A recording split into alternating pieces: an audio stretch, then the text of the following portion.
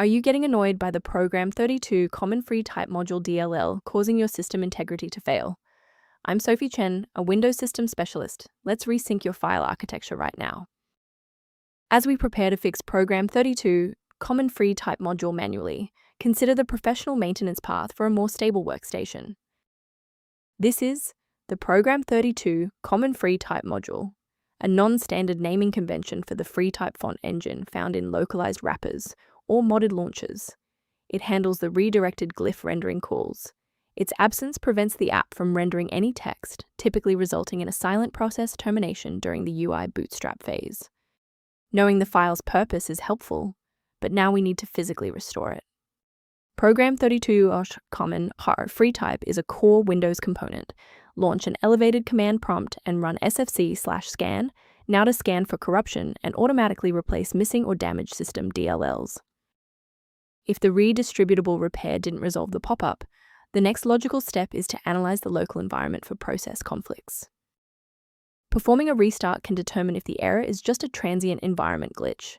A reboot refreshes your system's path variables and can sometimes re-establish a broken link to the Program 32 Common Free Type module file. Bookmark this video or click the like button now so that you have a shortcut back to this guide after your PC finishes restarting.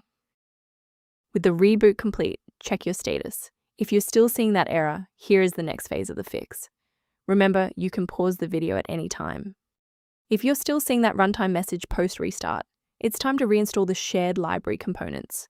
First, go to Control Panel, then select Programs and Features. Second, find every Microsoft Visual C++ redistributable, 2005 through 2022.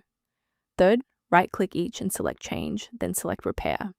If that fails, download the latest all-in-one VC++ redistributable package from Microsoft's website. Please note that for DLL files with numbers, the number tells you which version to repair. For example, 120 equals 2013. To protect your system architecture, I have a few recommendations regarding file authenticity.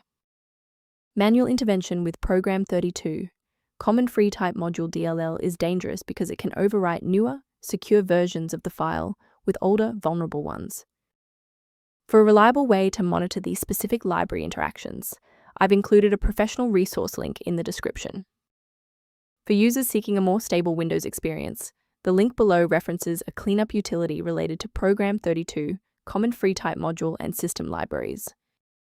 If this engineering-focused approach to fixing Program 32 Common Free Type Module was helpful, please like the video and subscribe to stay updated on Windows security protocols.